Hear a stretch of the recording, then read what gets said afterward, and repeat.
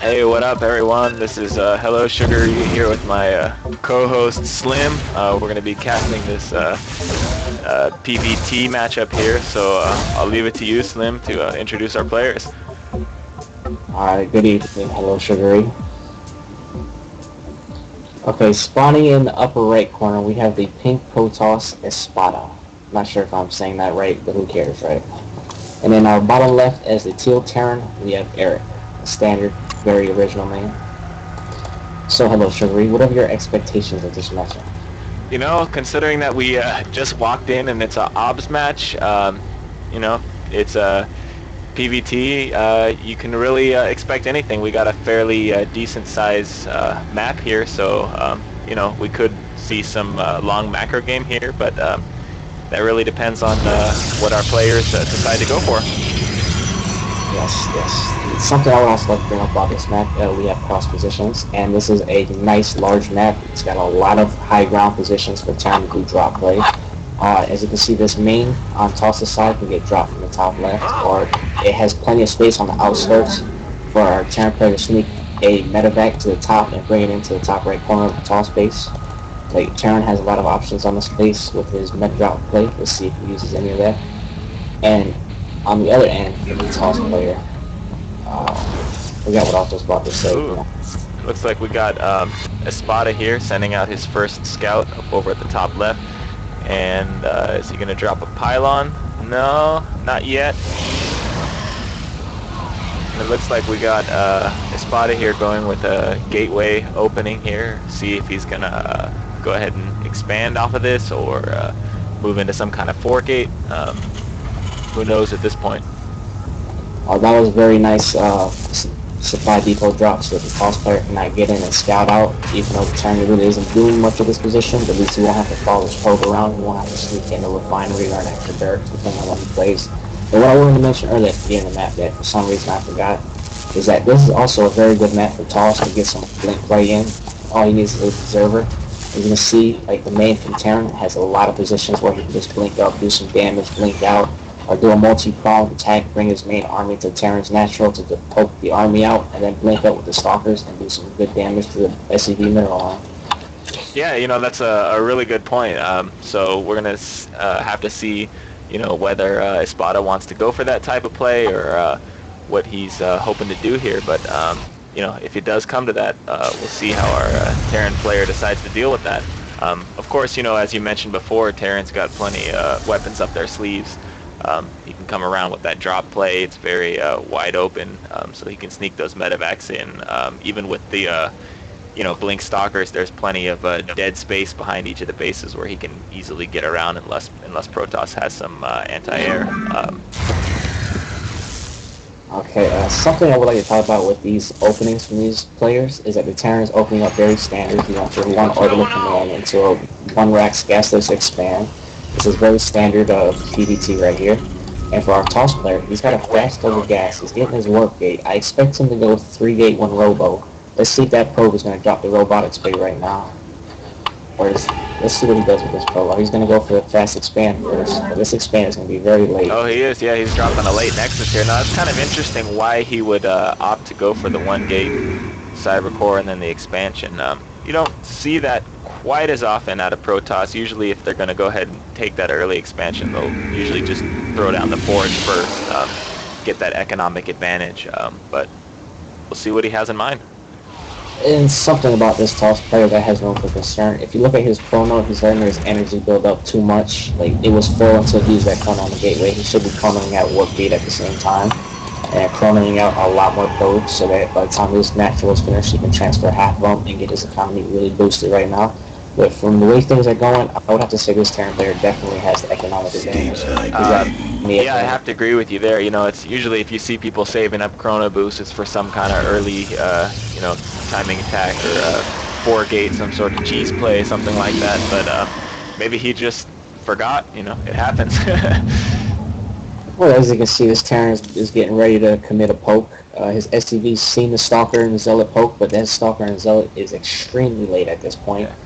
He's smart to pull those Marines back because if this toss has decent enough micro, he can easily fight all those Marines with his Stalker, because as Nick know, the Stalker severely outranges the Marine Yeah, and a definitely. bit of damage. Yeah. The interesting thing you were mentioning before about the, well, it's come up a little bit now, but actually our Protoss player, although he threw down his expansion in his natural a little bit late, well, he did have a probe lead. Now they're actually tied, probably because Terran's got SCV production coming out of both his command centers, but we're actually at 28 to 20, or now 29, 28 probes to drones. So, you know, they're pretty even on workers right now, but I expect to see maybe Protoss climb a little bit. And then again, I guess if you take into account the mules here, you know, Terran probably definitely has the economic advantage to start this off. Yeah, Terran got his started his gas production a little late. It wasn't extremely late, but it would have been a little better if he got it a little sooner. But he's still in a really good position right now. And as I was saying earlier, this toss went to a 3-gate on Robo, and he's getting a Twilight Council right now. So I am pretty sure we're going to see some blink. Oh, yeah, that's very interesting. So that's throwing down the... He's going to get blink because, as you can see, he's primarily making Stalkers. Only made the initial Scout Zealot. All he's making is Stalkers. So, and he's got 2 Observers on the field right now. So he's going to be able to scout out what his opponent is doing, while in turn setting up an Observer down. Yeah. Oh, it looks like he's going to just kind of poke here at the front with his Stalkers, test the water. It would be in his best interest to back off, and it looks like that's what he's going to do. Although he does have 3 more Stalkers rallying down there. Let's go ahead and take a look at the units tab. He's got 6 Stalkers, 1 Zealot, to 15 Marines, and 3 Marauders. So... yeah, this toss player just started his blink production. This was quite a bit late. He had the gas for it, he had the minerals, but he waited till after he placed his 3 gates and 3 pylons. Yeah. It might be okay, but that blink is very essential to the play he's trying to do. He needs to get in there and do damage ASAP, because right now this Terran player is getting along really well with his army. His army is building up fast. His first 2 medevacs just popped. So now we can be expecting some drop play. And let's see what this Terran does with it. See the damage he needs. Also, we just had Stimpack finish up. Oh, and it looks like does he also have combat shields? Yeah, that's combat shields. Yeah, so he has the Stimpack and combat shields finished, and it looks like he's moving out here 2 medevacs.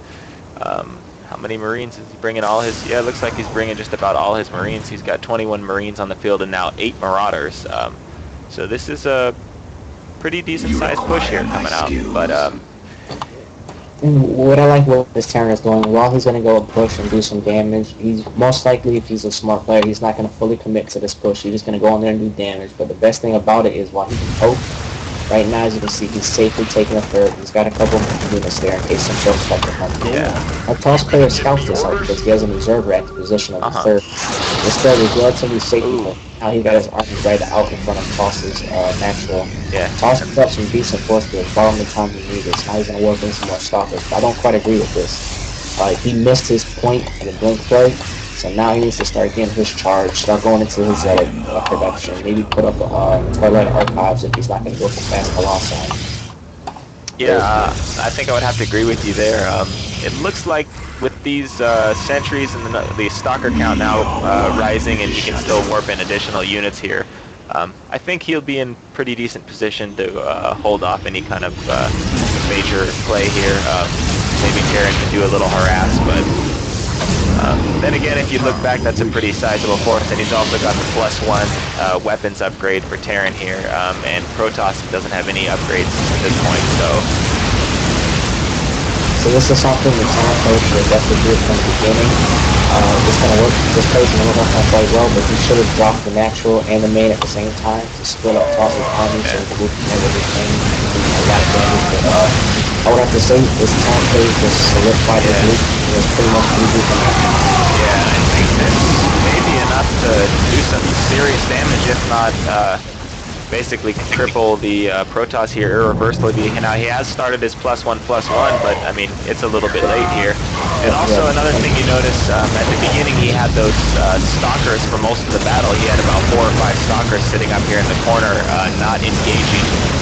So you know, having your army split there while they're in your natural is probably not the best situation. Yeah, this Toss player just GG'd, and the Terran would take that game. See, Yeah. what happened with the Toss player in that one, what put him so far behind was he expoed late. When he went to go for a Blink build, he didn't do nothing with his Blink Stalkers, and instead it made him lose the game because our Terran player had a Marine Marauder with Stim and Medevac composition. Yeah, plus the combat shields and the +1. So I mean, he really I guess that economic advantage. It didn't seem that huge, but you know, he was able to pump out all those units and take a third. So you know, he really had a solid lead that I think he built right in the beginning. Yeah, our player should have, Toss player should have, at least, he needed to do some damage with those Blink Stalkers, because he did no damage to those Blink Stalkers. Like, he had nothing to fall back on. Marine Marauder with Medevacs just tears through Stalkers. He needed a very fast transition and a charged Zealots with either Colossi or Templar. And I also didn't check how many sentries he had, but he used those he used 2 force fields twice, so a total of 4 force fields there at the beginning of engagement just to buy some time when he was holding off that ramp. But I don't know if he had enough energy on his sentries, but he could have, you know, used those sentries at least if he had the energy to his advantage to kind of split that Terran army. But either way, with that size push and, you know, the economic ability to just continue producing units, I don't know that Protoss in that position would have been able to hold that off even with the best force fields. So with that, you know, a quick but good game. Yes, sir. Yes, sir.